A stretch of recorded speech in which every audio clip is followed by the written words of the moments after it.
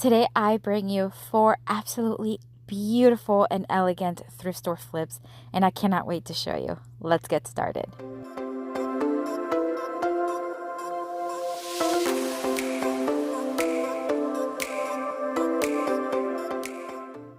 For this DIY, we are going to start with this grapevine wreath that I recently thrifted at the Goodwill. I am going to remove all the Christmas decoration that it had on.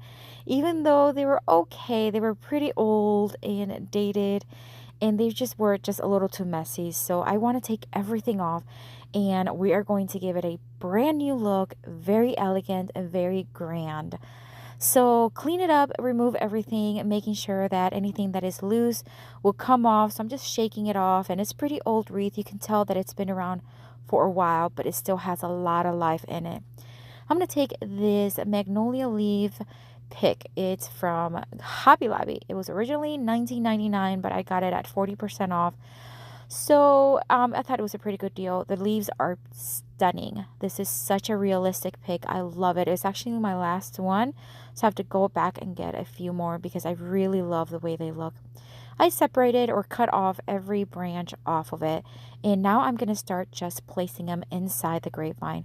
Some are going to be facing upwards and some are going to be facing downward, but they're all going to be kind of like towards the right side of the wreath. And so when you're making a wreath, if you have made one, you know that you often have to decide where you're going to put the decorations. Is it going to be all over the wreath? Is it going to be at the bottom, on the top, on the left, or the right, or half of it? So in this case, it's going to be more on the right side. So I am placing the leaves where they kind of fall to upwards and downwards, but they're all going to meet in the center.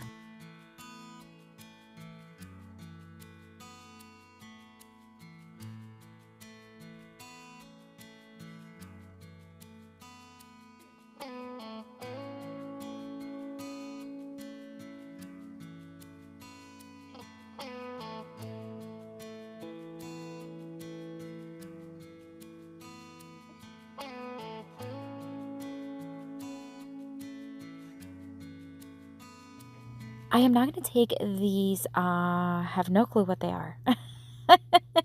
I still don't know what they are, and I should just read the little tag, and I didn't even read them. But they look like berries or olives. I'm not quite sure what they are, but they're from the Dollar Tree. And I separated, again, just little branches off of the one pick. And I'm going to take 3 little branches and start just hot gluing or adding some hot glue to the bottom and just placing them where I think it's going to be nicely to the eye, I guess. And I'm going to place 3 on the top and 3 on the bottom.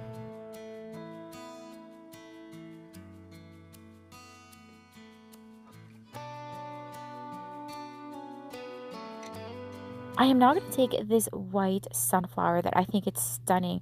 I want to say I also got it at Hobby Lobby, and it was a little longer ago. And I just cut off the remaining stem that it had, and I added a lot of hot glue, and I'm literally just going to push it down right there in the center, and that's it. This wreath is by far one of the most beautiful wreaths I've ever made. I am so in love. I'm not sure if I'm going to sell it in my booth. I may keep this one because I'm just so in love with it.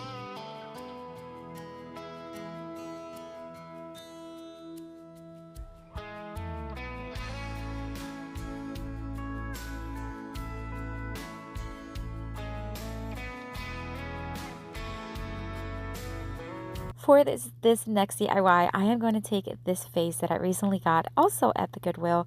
It was $3.99. It was such a great deal. It's a really good size.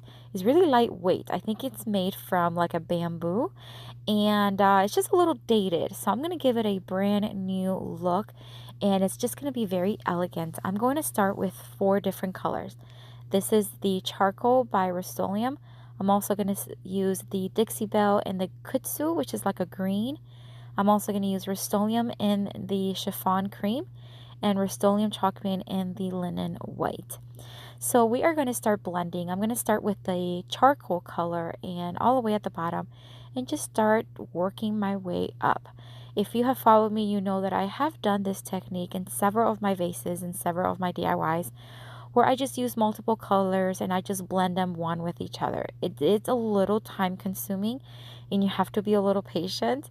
But in the end, it's so satisfying to see all the colors blend, and it's not perfect by all means. It never is, but the end result I really love. Some of the things to keep in mind if you are going to recreate something like this is that you need to have multiple brushes because colors will start mixing up and you're just going to need some like fresh new ones. And also keep a spritzer bottle. So maybe not a spray bottle, but more like a spritzer to soften the paint, and it makes it so much easier to blend. But that's it. I just blended all 4 colors, starting with the darker one on the bottom and made my way up. There you go. And I think this vase turned out so beautiful. It is so elegant. It is so tall, and I just think it's just beautiful.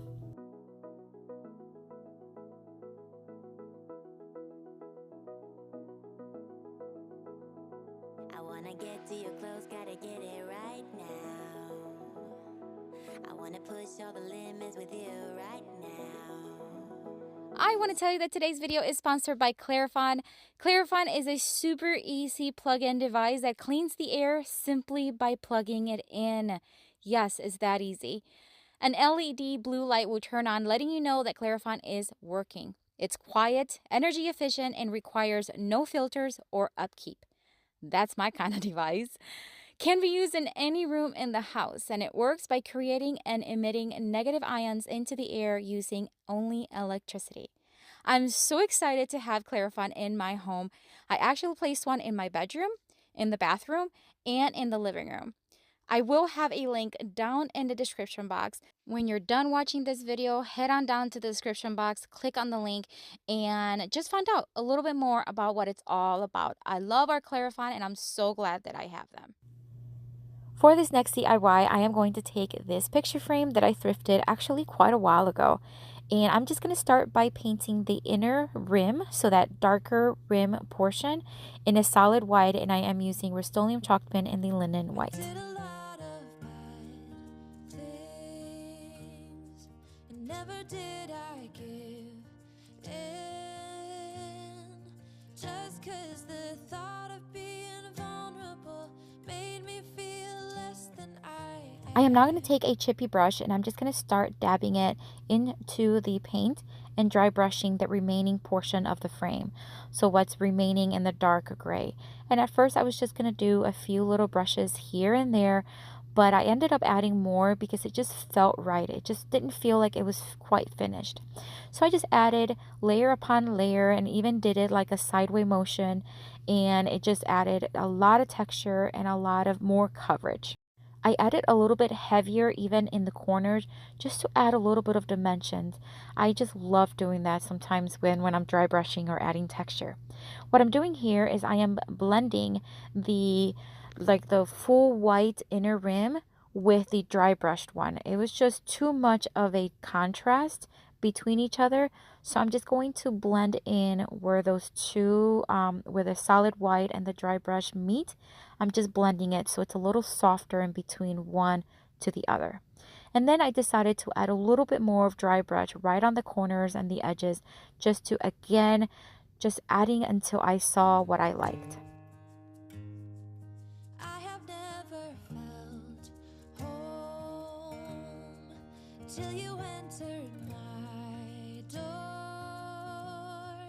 and from that moment I knew that a home is whatever. Once I had the frame where I wanted, I am now going to take this pick from Hobby Lobby. Actually, not Hobby Lobby, it was Walmart. And I'm going to remove some of the stem because it's a little long and thick.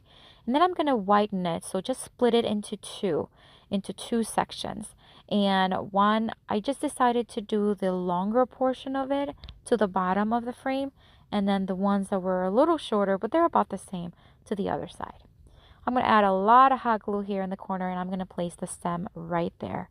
However, I am going to use some ribbon to make sure that it's secured in place. So once I have it in place where I want it, I'm going to hot glue the ribbon to the back of the frame, and I'm just going to wrap it around a few times until it is secure.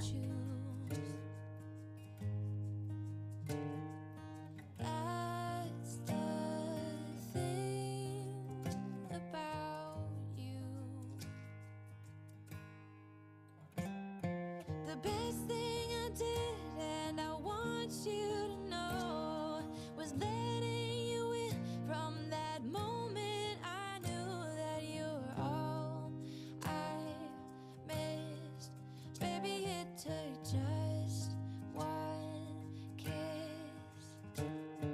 'Cause here in your arms I can finally let go. The rest of the world. And now I am just making sure that all the leaves and all the branches are where I want them. So I'm just moving them forward or sideways or whatever I see that I want to see on this decor. So now I'm going to take these leftover picks that I've had from other projects.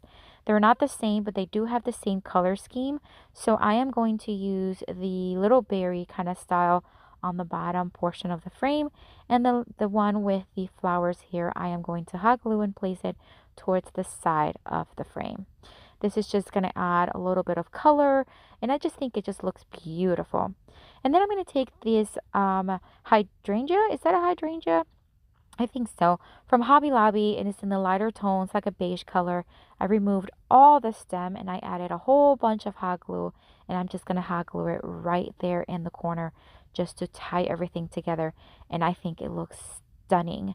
This is so elegant. It is so fresh looking, and I think it would be beautiful in any home decor. Outside when you make sure I'm all you've missed.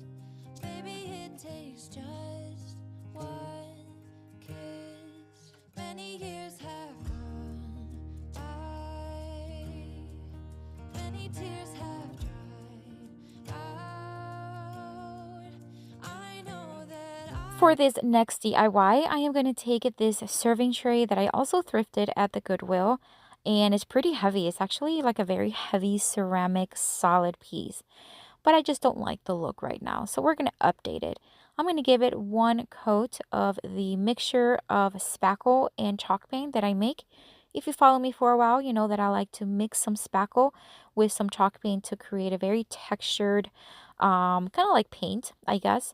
And it just adds a lot of texture and a lot of character to any piece. And then I'm just going to add a second coat, but this is just going to be with regular chalk paint, no spackle on the second coat. And I did do a pretty heavy coat, so I did let it dry for a couple of hours to make sure that it was nicely dry. Once it was dry, now I'm going to take this stencil that I have had for a while. If you followed me for a while, you also know that I've used this stencil quite a bit. I love it. It's a French script stencil and has a very old school, very antique looking style. So I'm just going to start stenciling using a makeup wedge sponge as well as Rust-Oleum chalk pen in the charcoal tone. And I'm just going to start doing it very randomly. I'm going to focus more on the edges and kind of just fade it out towards the inside. I want this to look like this French script has faded over the years, and that's how I usually use this stencil. I do have this stencil along with other stencils in my Amazon store, so if you're interested in looking at that, I do have it linked down below in the description box.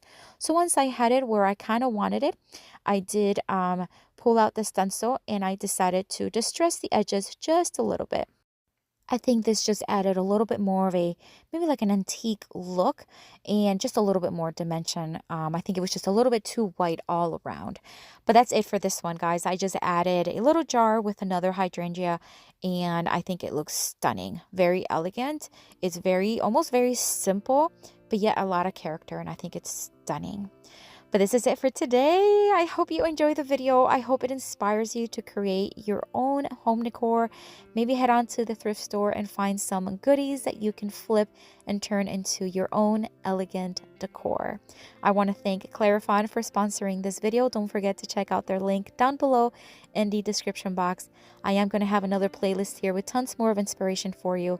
Check it out. I'll see you later. And guys, have a blessed day. Bye.